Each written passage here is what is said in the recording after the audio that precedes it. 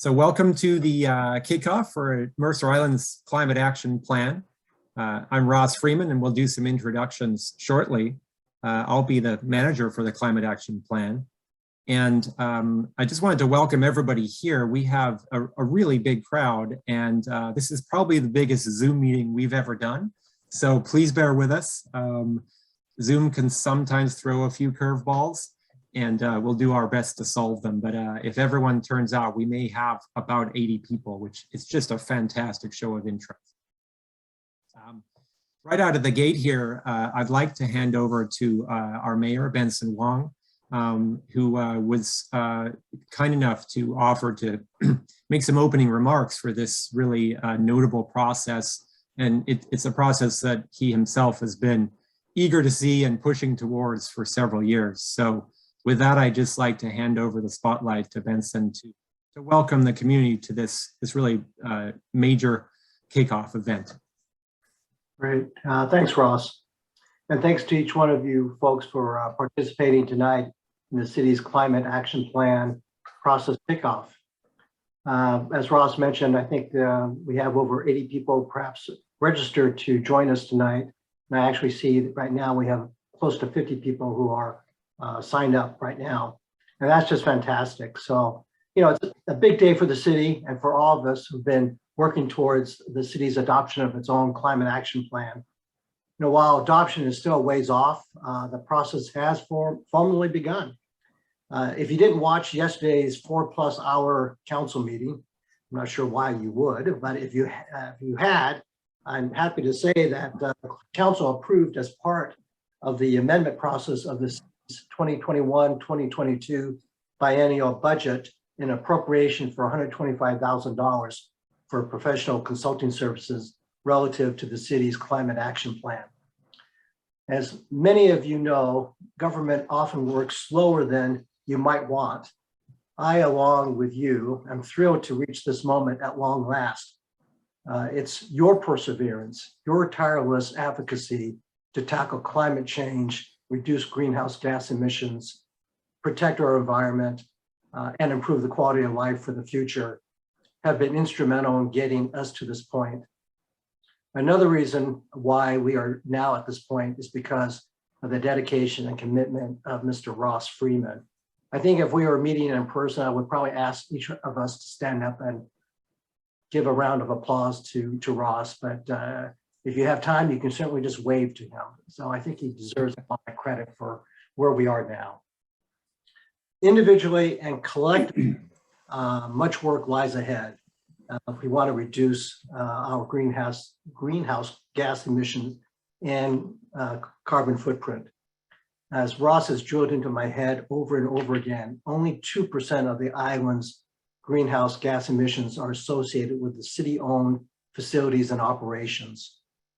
Therefore, a major focus will need to be on how to encourage and enable the reduction of such emissions by our residents. While on the council, I've been keenly interested and involved in working towards the reduction in greenhouse gas emissions. For instance, during the past several years, I have been attending the elected officials outreach committee of the King County City's Climate Collaboration, commonly known as the K4C. Mercer Island was one of the founding members of the K4C, which is a partnership of local governments in King County that work together to accelerate climate action. Since Mercer Island needs to continue to work as a regional partner on this issue, I am pleased that Deputy Mayor Weicker and Councilmember Reynolds, who have been also attending these committee meetings, will continue to do so. I'm also pleased that I was able to help resurrect the city's sustainability committee before leaving office and got authorization from the council, I think it was a 7-0 vote, to have the Mercer Island listed among more than 470 cities as part of the Climate Mayors Initiative to encourage federal and global climate action. You know, while my time on the city council will conclude at the end of the month, I intend to stay involved in working towards reducing greenhouse gas emissions and working with interested island residents in seeing the adoption of our climate action plan. Consequences of inaction are just too dire. For this process to succeed and for our climate action plan to be successful, the public's input will be critical. As you will see, many elements of the proposed planning process, including this kickoff, give community members opportunities to share their ideas for what should be included in the climate action plan vision and in its action items. Again, I want to thank you for participating tonight, and certainly thank you for allowing me to speak for a few minutes. I'm now turning over the agenda back to Mr. Freeman. Thank you, Mayor Wong. I appreciate the kudos as well.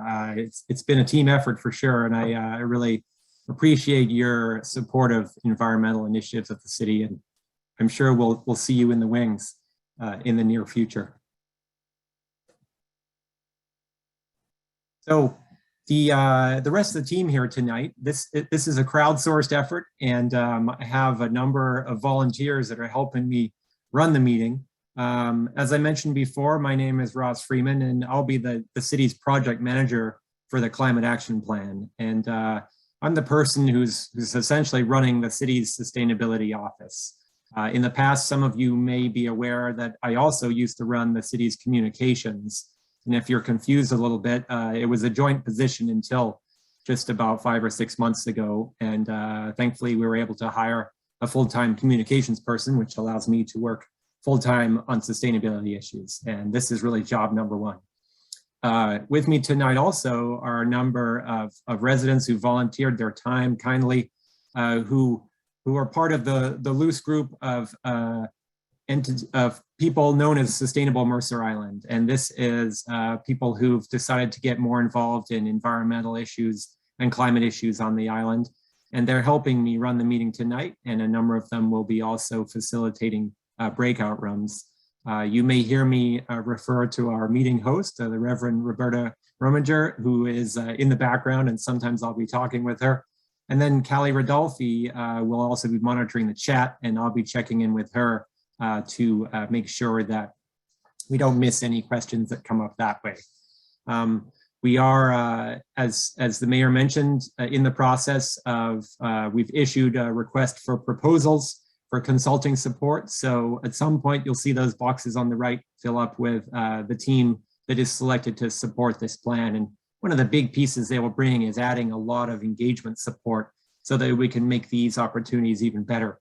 And I hope someday we'll also have opportunities in person in 2022. So just a few logistics here. Oops, excuse me. We are recording the meeting tonight for viewing later, and some people have already asked about that. During this first presentation portion, the general audience will be on mute, just so we have so many people that there's always someone who forgets to have their mic off. So we've just taken care of it for you, so there aren't those interruptions. And after this event, when the video link is ready and the final slide deck is ready, we'll send those out to you and also to people that are interested and we know couldn't make it.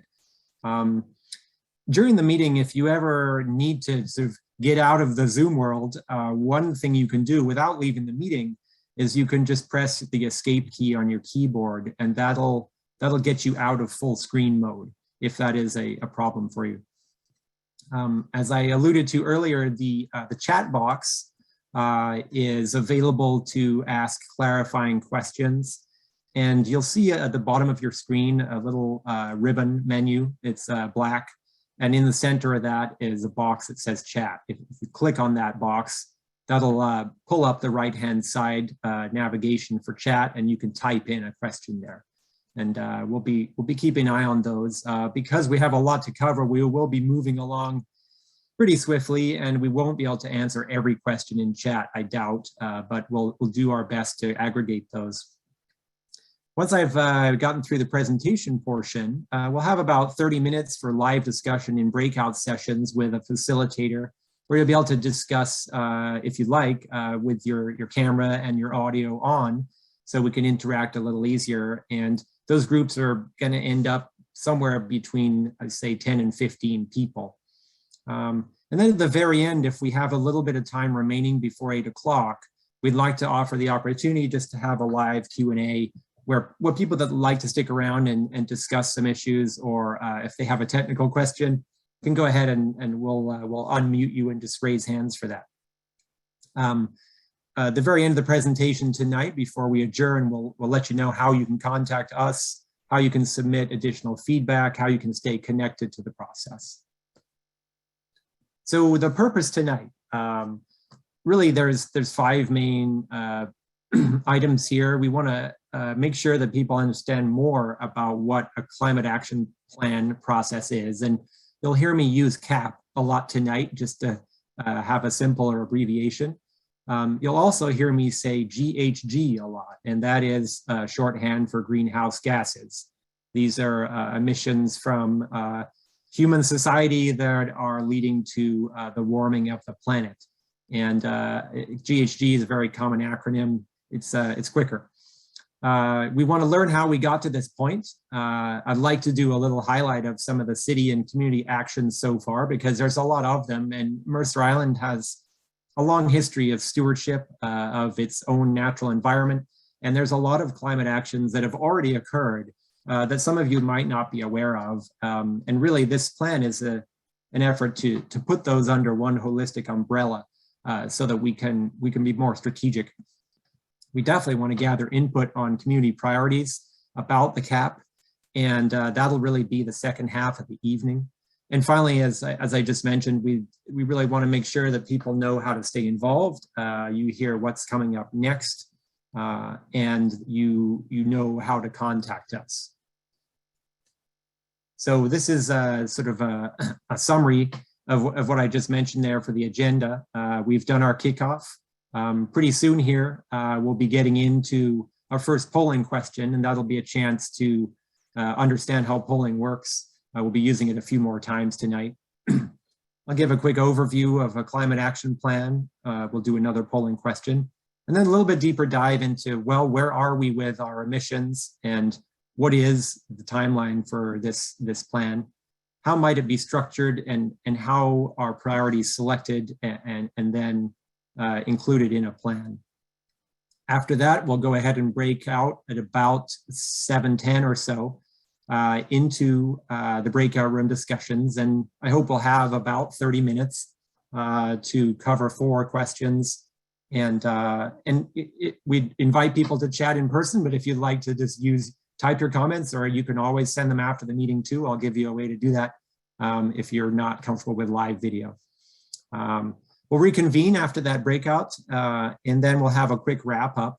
And then, as I mentioned, we'll have a brief, with time permitting, a little Q&A at the end.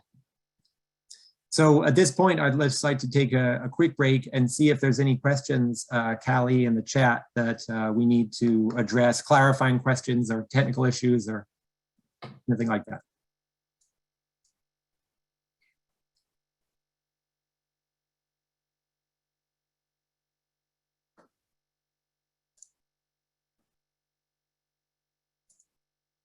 Nothing as yet, Ross. No. Okay, great. Thank you much. I will continue. So we have a quick icebreaker here, and I thought this was a kind of a neat idea that I witnessed in a different meeting. And if you want to do it, don't have to, but this is something that helps us know you a little better. If you want to rename yourself in Zoom, there's a way to do this quite easily. And if you want to put your first name in your neighborhood, that would be a great way for us to know who's here. Some of you will have done this before, but essentially you click on participants in the bottom ribbon, and then you'll see a list on the right-hand side. Go find yourself, you hover over your name, and then you click on more, and there's a rename option. So that's sort of steps 1, 2, 3, and 4.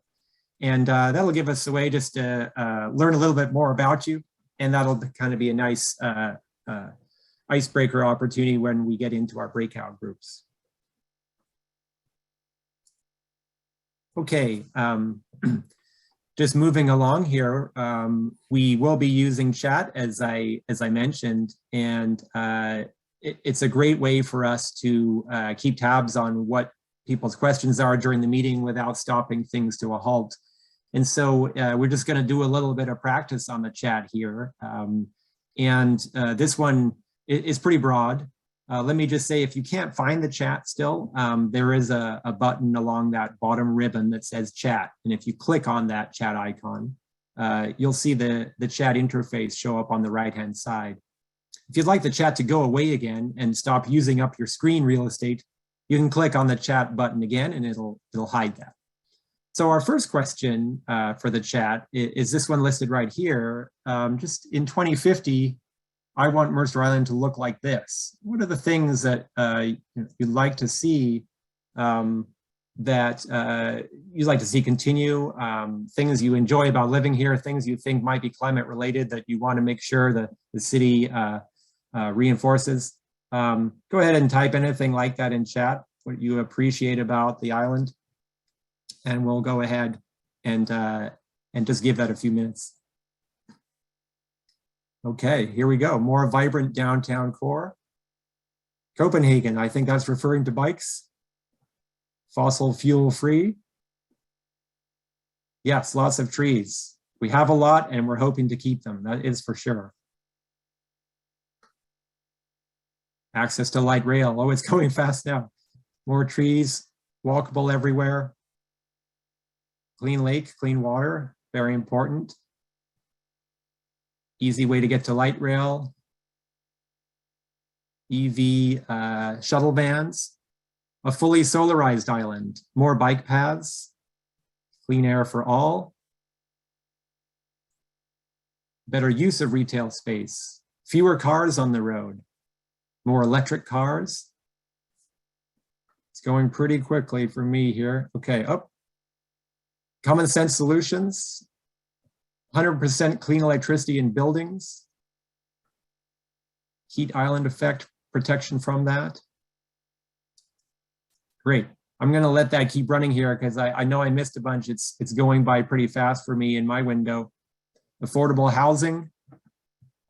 Keep our parks, trees, and beaches. Fewer cars. Okay. We'll let that keep going. There's lots of great ideas here. And just so you know, these are captured as we go through the meeting, so we're not madly scribbling to ensure that they're transcribed. Thank you for that. Oops. Okay, so that was our chat practice. And we're gonna do polling a couple times tonight. And so what I'd like to do here is just give people a chance to understand how polling works. Some of you have probably been in meetings that have this, some of you haven't. And the polling function, we actually pop it up on your screen, and then all you have to do is click your choices. Now this one is multiple choice, so please just pick all of the answers that apply to you. And the question really is which of these best describe you? And go ahead, Roberta, and see if we pop that up.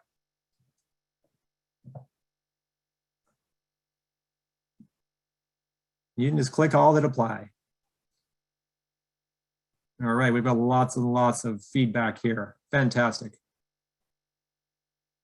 We have a number of business owners. We have a number of students. I'm not seeing any renters yet. A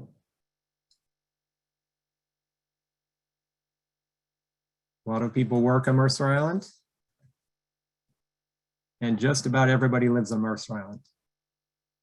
That's great, we got everybody, thank you. I'll go ahead and end that and we'll keep that information. Excellent. So moving forward here, an overview on a climate action plan.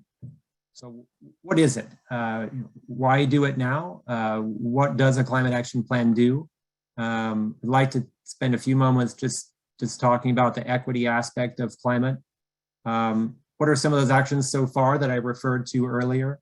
And then how are we doing on our greenhouse gases and those targets? And what would be the timeline for the CAP to see completion? Well, many of you are probably familiar with these concepts, and you are certainly familiar with some of the impacts that we witnessed recently. But what we are seeing over the last several decades, and there's now a great deal of science backing this up, is an increase in average global temperatures from greenhouse gas emissions from human activities and that is trapping some temperature, additional heat inside the Earth's atmosphere.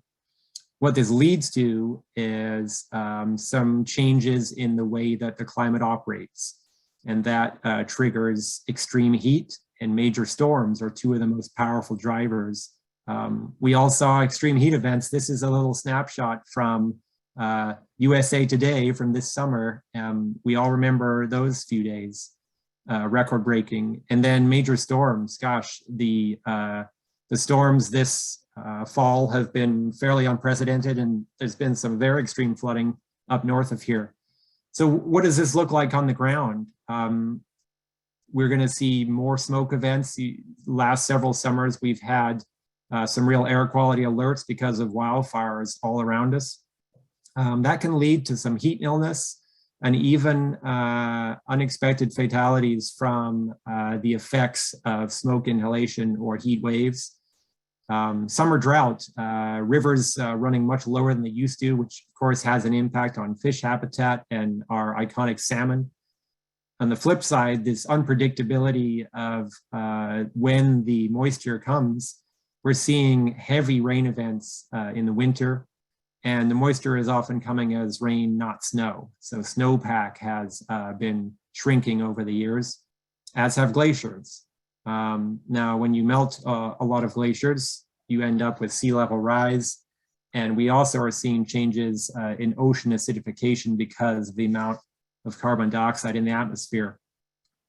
Now, not all of these issues are going to be happening at the same time, and they're not going to happen every year, but we now have more and more evidence of how that looks and feels. So what are the responses and the solutions in a climate action plan? These are really the three legs of the stool that a climate action response operates on. You have the mitigation side, and this is essentially the actions to reduce greenhouse gas emissions and prevent climate changes from happening. Some people use a bathtub analogy, and you could say if you're in a bathtub, then this is turning off the tap of the bathtub as much as you can to prevent that from overtopping. And then sequestration is how much carbon can you take out of the atmosphere and capture in trees and natural environment, and there are some technical methods to do that too. You could think of that as trying to pry up the drain plug a little bit and lower the level in the bathtub. And then adaptation. This is increasingly a reality of climate action plans that we have to prepare for the known impacts that are already underway. If you like, this is going to reinforcing the bathtub, and on a water theme, this would be improving stormwater conveyance infrastructure for those bigger flood events. But we need all three, and that's why I have them overlapping here. All of those items together are part of the solution. So what is a climate action plan? Essentially what it does is create this overview document for the city's and the community's actions and policies. It can't address all aspects of the city's sustainability work. So we're going to focus on the climate aspect and not get as much into, say, lawn chemicals or water pollution. Those kind of issues would be covered in other city plans. And then many of the partners in the region have their caps in place, or they're drafting them, or they're about to launch themselves. And we can learn from their approach, and there's a lot of great material out there. So we don't have to reinvent the wheel. There's a lot of opportunity to borrow and modify.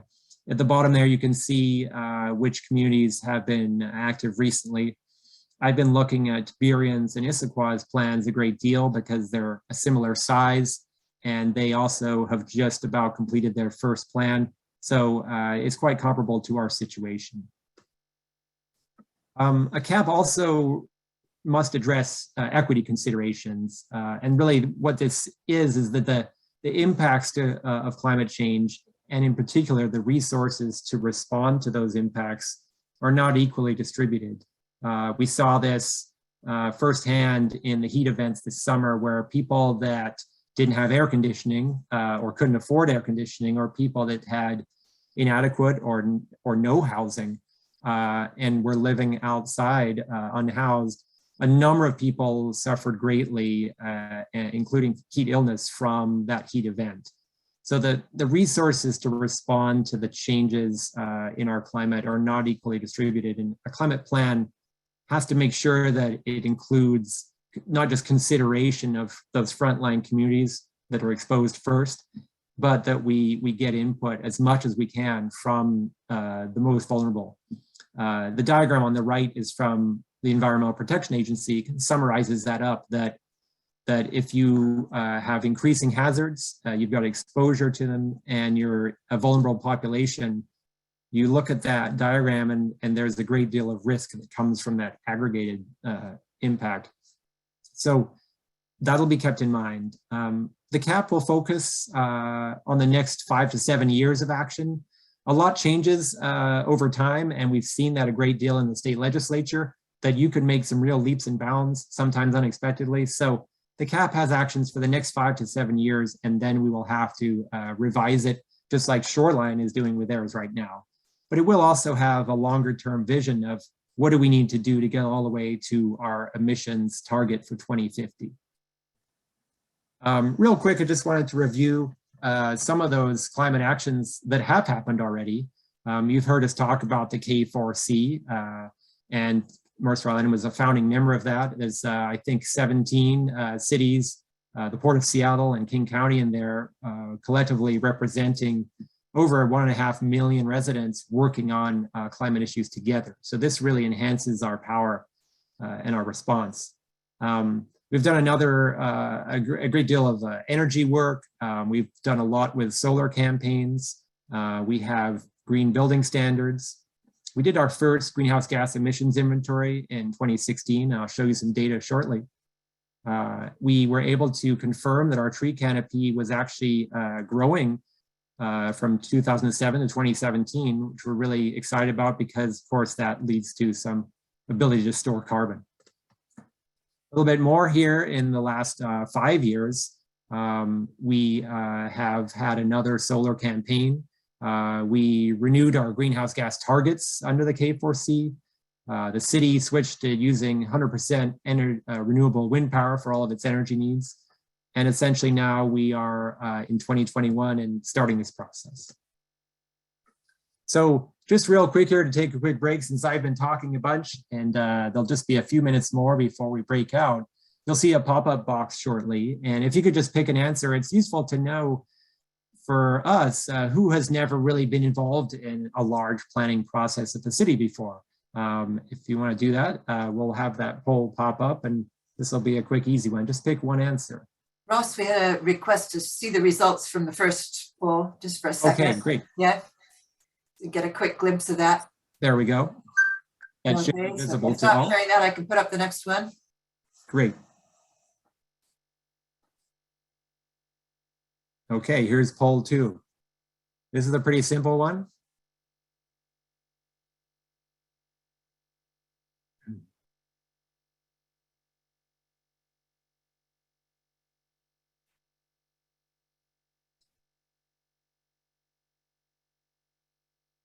All right, I'll go ahead and give it another few seconds there. I see some answers still coming in.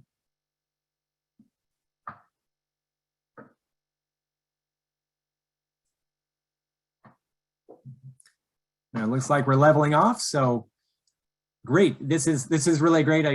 We really appreciate having additional instead of untraditional faces at the table, if you like. We want to make sure that we're hearing from people that aren't just our most vocal environmental advocates. We want to make sure we hear from the entire community and people that bring new perspectives. So we'll be trying to increase those numbers of folks that haven't been involved before, so we can get a broad representation and hear from as many people as possible. I'll go ahead and, great, there we go. Okay, I'll close that out. So just to wrap up here in the next few minutes, what are our emissions targets? You've heard me mention these a little bit.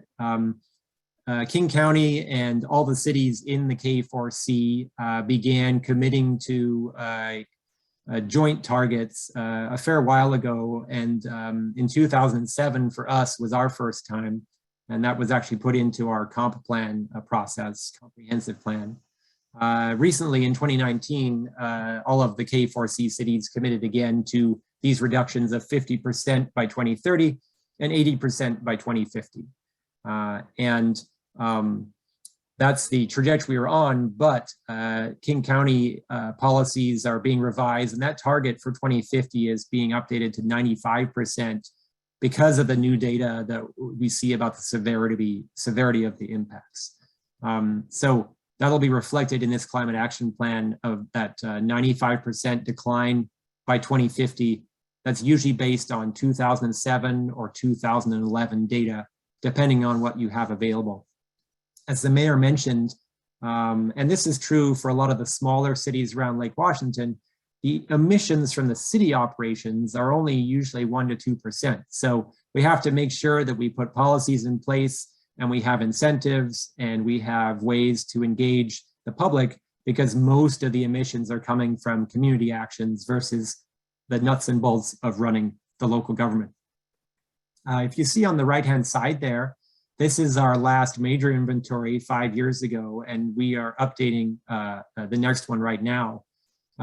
This again is fairly common to cities, especially on the east side, that have energy supplied by Puget Sound Energy, their electricity and gas service. So 45% of our emissions are from vehicles, 31% is from electricity from PSC, which 2/3 of that is still produced by burning coal out of state. And then 21% are from natural gas. So that's basically heating furnaces. So as I mentioned, we're in the process of updating our next inventory for 2020. Back in 2016, we were just on track to meet that 2020 target. That's the blue line there across the graph. That was the 2020 target, and you can see the pink column at the very end was 2016 data, and essentially we were on that target. Now we do know, based on some preliminary results, that we're not on track to meet the 2030 and 2050 targets. So what comes next?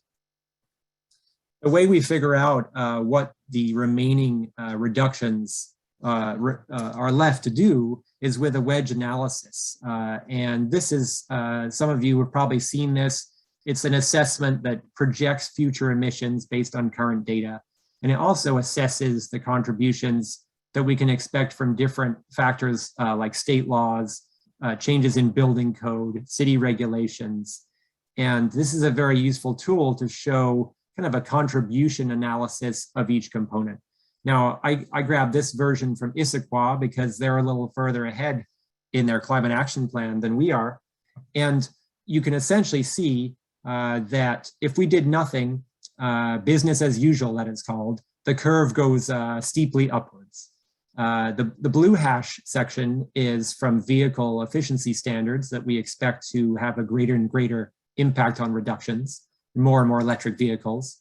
The hashed orange section is changes we know are in the pipeline for the state building code for more efficient buildings.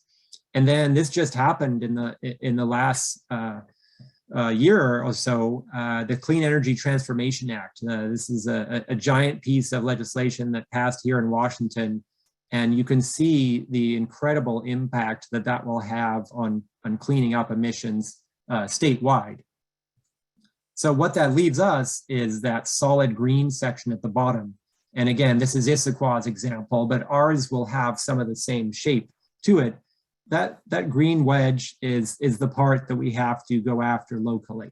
And I have highlighted 2030 is the top red star, 2040 is the next one, and 2050 is the red star at the very bottom, the 95% reduction that we're shooting for and that we have committed to as part of our membership in the K4C, and that ideally will lead to meeting the goals of the Paris Climate Agreement. So what is the timeline for the CAP anyway? How do we get this thing moving? Well, here we are in December. We've had council approval to proceed. We are holding the community kickoff right now. And then you can see a number of key milestones in 2022, beginning with hiring the consulting support. And then we'll be digging deeper into the data and looking at our own forecasts and producing our own wedge there. We'll be assembling draft goals and actions as to how to tackle that wedge of remaining emissions. We'll be looking at a lot of other city plans that we already have in place, our own multi-year plans from other communities, from King County, from other cities. And then King County itself has issued a climate action toolkit, which has lots of great actionable items that we can import directly. We'll be going back out to the public for broad feedback and then drafting the cap and going through a number of iterations before we seek council adoption in December of 2022. So real quick to wrap up this segment here, the CAP webpage is a great place to go for all of the background and data and understanding our status. We have a site called Let's Talk that we'll be using for the engagement portion. So when we have a survey, we're looking for comments or Q&A, that's where you can sign up for our newsletter. And I'll give that information at the end, and we'll email all this to you after the meeting too. There'll be lots of workshops and meetings, and of course, also a bunch of formal council updates and then meetings with different boards and commissions like the Planning Commission and others. I just wanted to put this out there now, just so you can see this. I'm not expecting you to memorize it or to be able to weigh in fully, but this is the current draft of our vision statement. And we'll be refining this over the next few months and with feedback from what we gather tonight to kind of see if we can fine tune this to reflect the community's input. This has gone through a number of rounds already, but we are eager to refine this further. I'll just give 30 seconds for people to digest it there.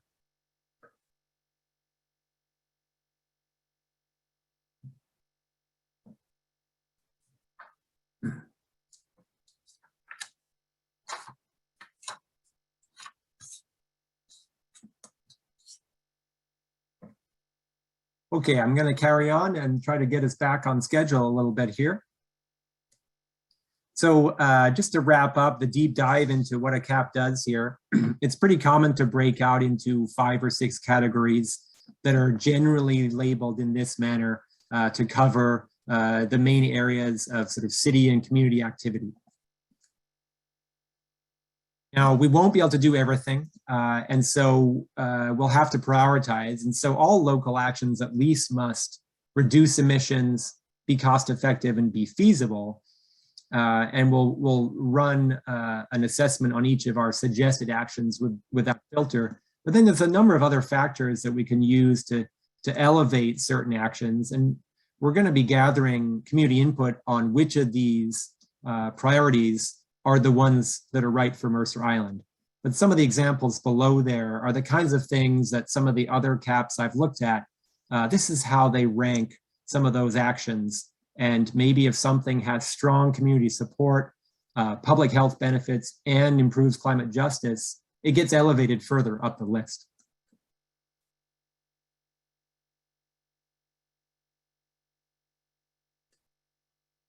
So I think what I'll do is go ahead and not break for polling question 3, because get us a little back on the time here.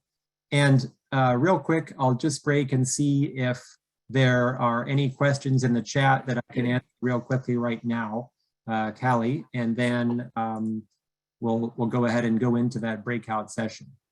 A couple of things, Ross. There was a question about whether or not we have emissions data for 2017 through 2020 for Mercer Island.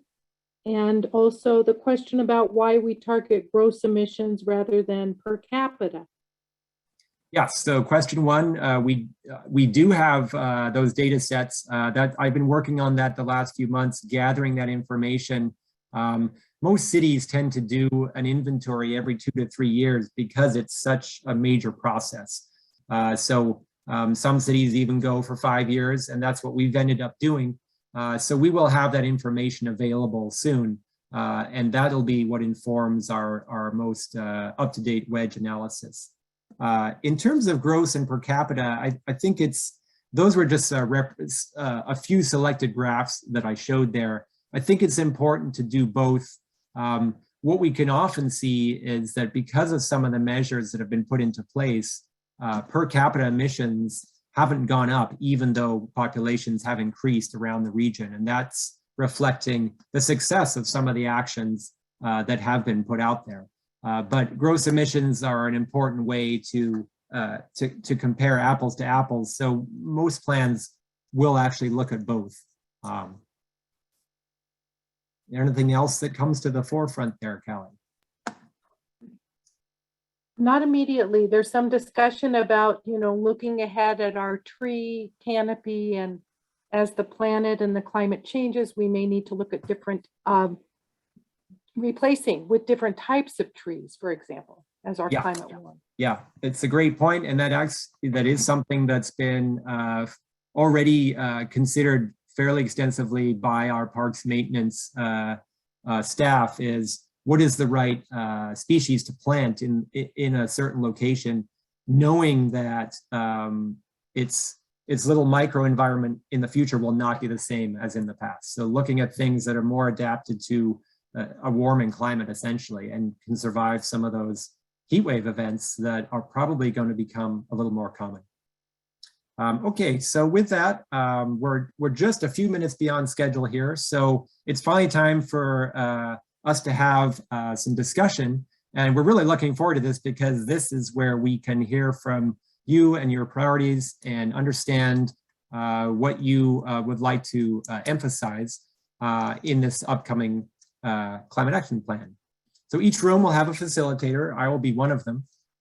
You'll be unmuted for those conversations if you wish to be. There'll be 4 separate questions, and we'll have about 25 or 30 minutes. We'll try to come back by, let's see, it's 7:14. We'll try to come back by 7:45, Roberta. So, and then we'll wrap up after that. And I'll just now, we'll have a report out from each group. And there'll be a facilitator in there that may be taking the notes, or they may ask if someone wants to volunteer. And then we'll do a real quick report out when we come back. And it's just for the highlight themes, common threads that we've heard in each of the meeting rooms. We obviously won't have time for a real deep dive into all of the discussion that happened, but that's why we are taking notes in there too. So these are the questions. And while you're looking at these, I'm also going to put them into the chat. Now, these might look sort of a little lengthy. Each one really is just about a general topic. You have topic 1, the vision for the plan. Topic 2, sort of what belongs in the plan, the scope. Topic 3, specific things you really have a strong desire that would be included. Then topic 4, if you have any suggestions about the public engagement aspect that you want to make sure we don't miss. So let me just open up the chat here.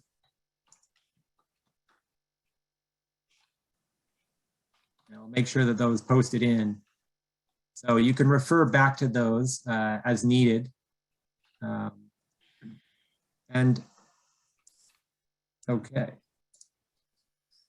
Okay, I think, Roberta, we're ready to push that button and see if we can successfully break out, and we'll come back in about, it looks like it's going to be about 30 minutes.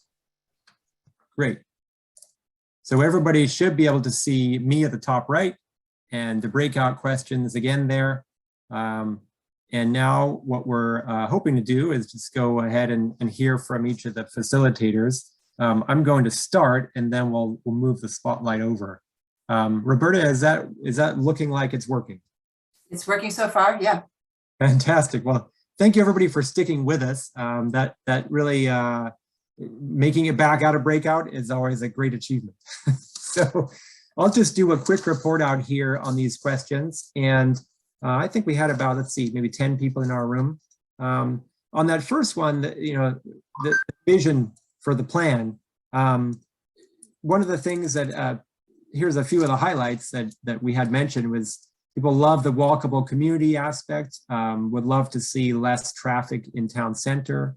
There's a lot of interest in some kind of north-south transit shuttle to get people up to light rail, as well as a lot of interest in fixing the sort of missing link of the north-south bike route, which many of you know there's a portion where there isn't really a protected segment available that's not on right there on Island Crest Way.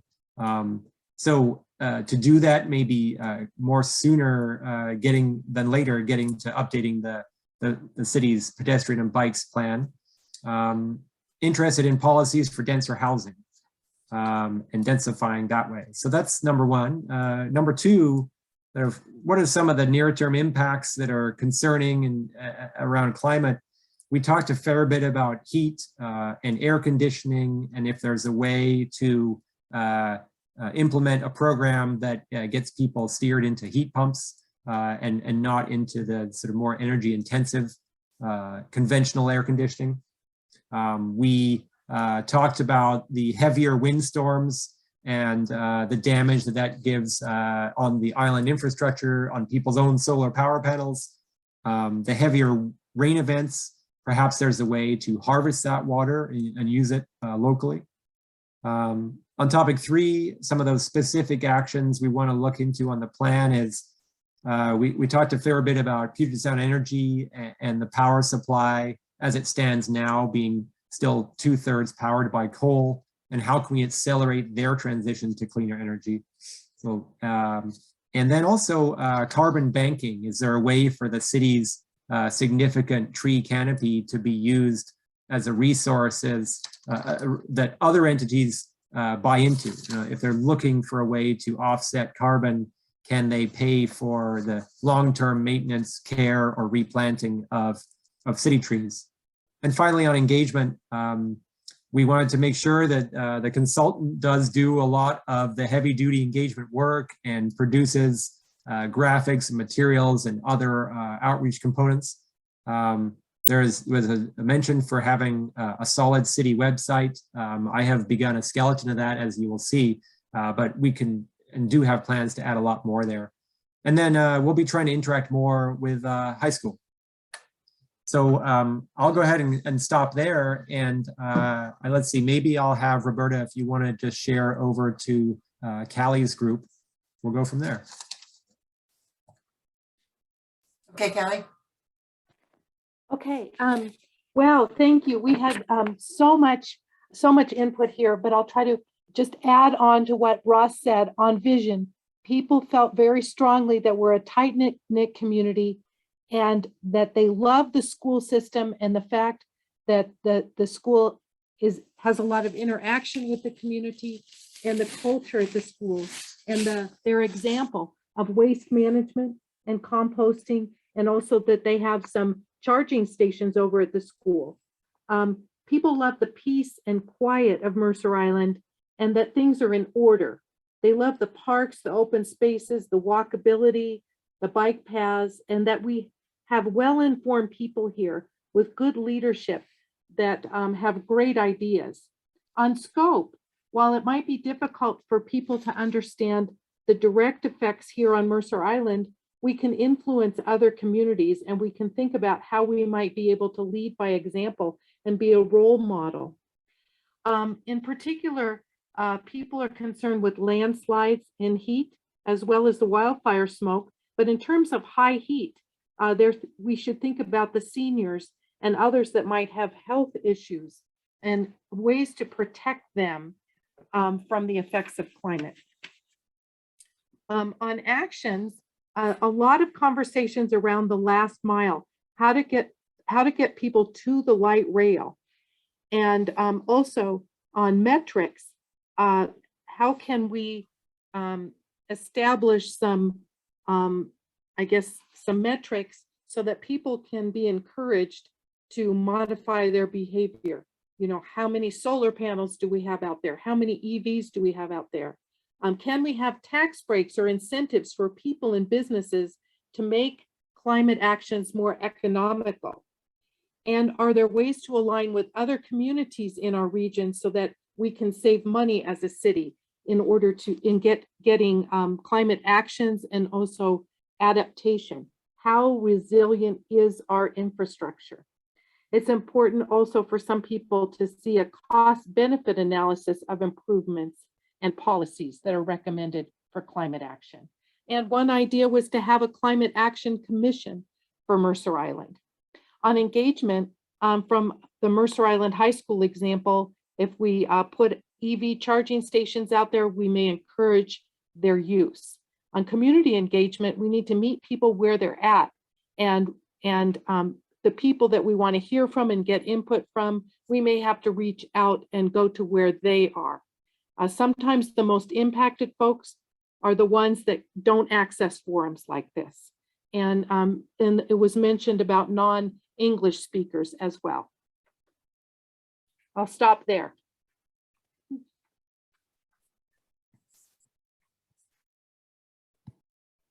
Great, thank you, Callie. Maybe we can just pivot over to, let's see, how about Jonathan?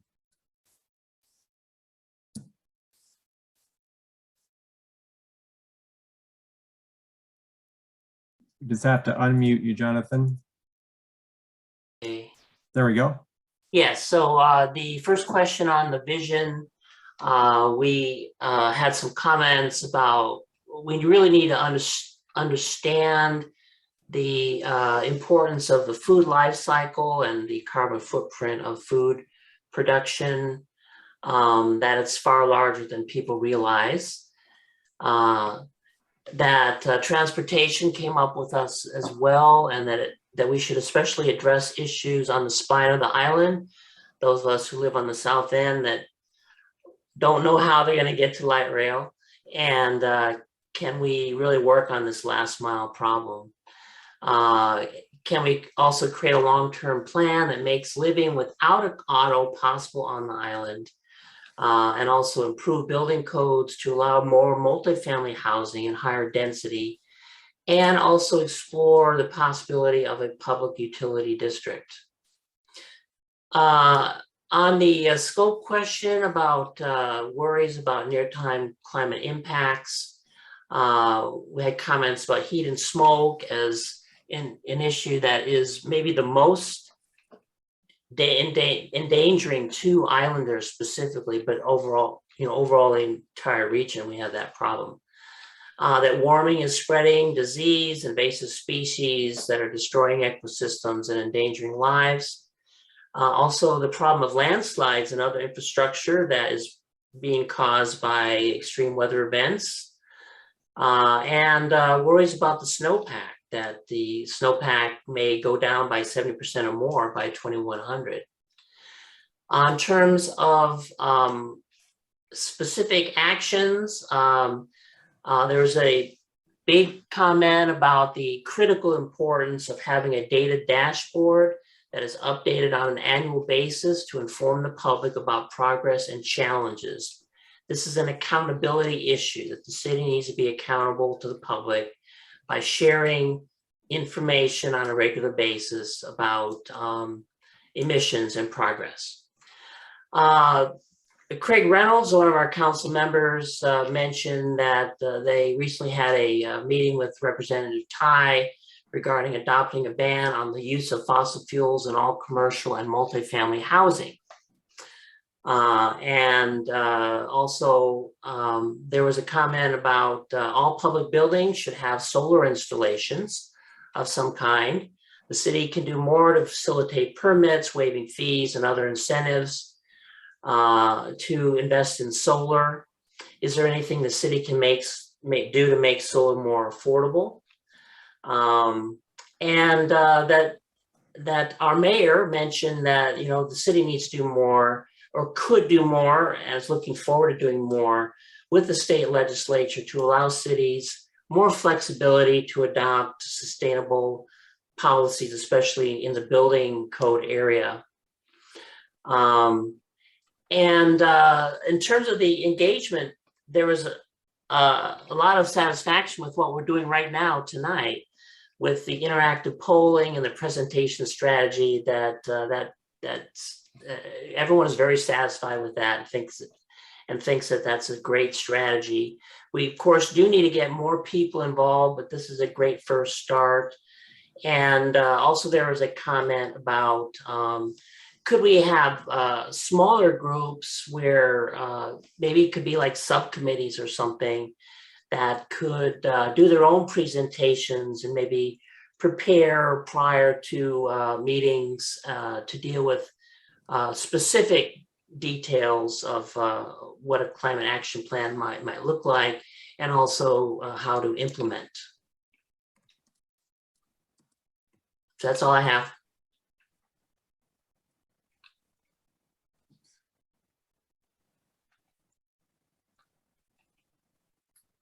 Should we move on to Brian? Yeah, sorry, my microphone was stuck there. Let's go to Brian next.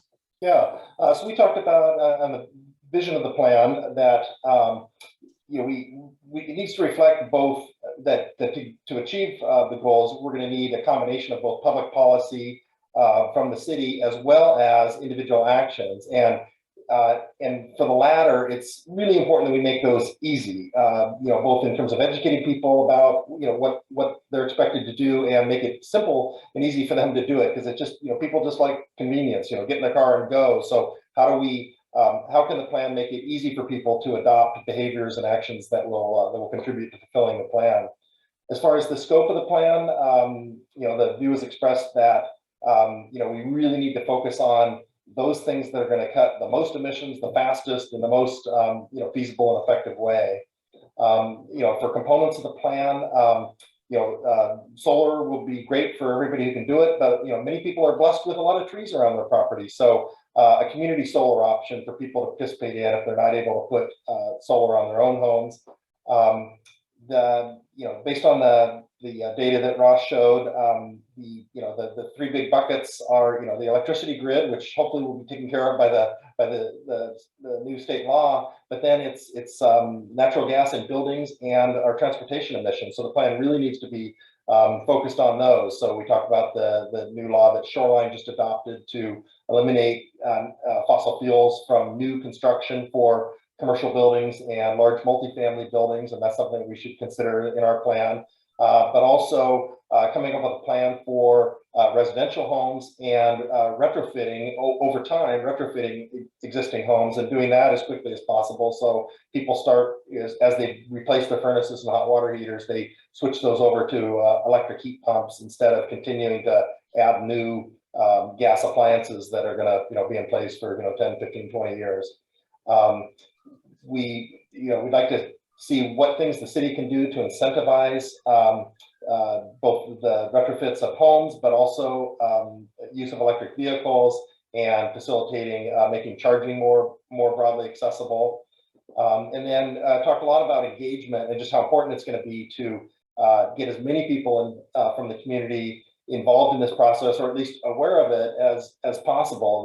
That the initiatives that have been successful on Mercer Island are generally when the community is engaged and people feel like they've had an opportunity to participate. They don't find out about it at the end and think the city's jamming something down their throats that they never heard of. So what are ways that we can get more people signed up for the city newsletter?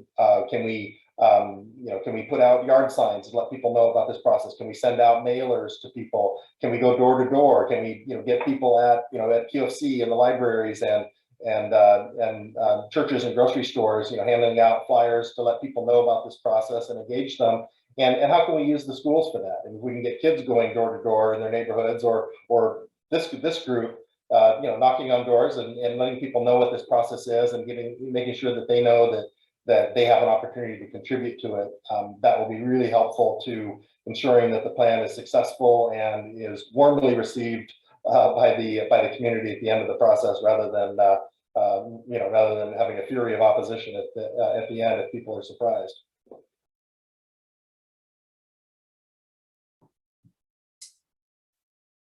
So to Nancy. Okay, I'm speaking. Do you hear me? Yes. Okay, so we certainly have a lot of common themes, starting off with what people value with the vision they have. A lot of it's our green spaces, our parks, our lakes, and our trees, but it's also our safety. and then how that affects our schools and the people that are on the island and how we're so close together. The concerns, big concerns were expressed about really what the global instability is doing. In other words, what all of this is doing to our world that we are certainly a part of, and how that's certainly impacting us. The other concerns are the heat sources that we use, as well as the air conditioning that we use. We have air quality concerns on the island, especially from when we have the smoke and wildfires. And I think a biggie also out of this concern category was lack of really great mobility that would encourage less use of cars. So obviously helping make it more likely that kids can walk to school, back to school safely. In terms of solutions, there were a lot of things, a couple of comments were very strong about things like gas blowers that people are using on their lawns. And that there are some very single things like that that are making a huge contribution, that we should be having some kind of either regulation or encouragement around. And speaking of regulation, maybe some stronger regulations for developers to make sure that we're doing environmentally friendly things. Alternative transportation comes up again as a major solution.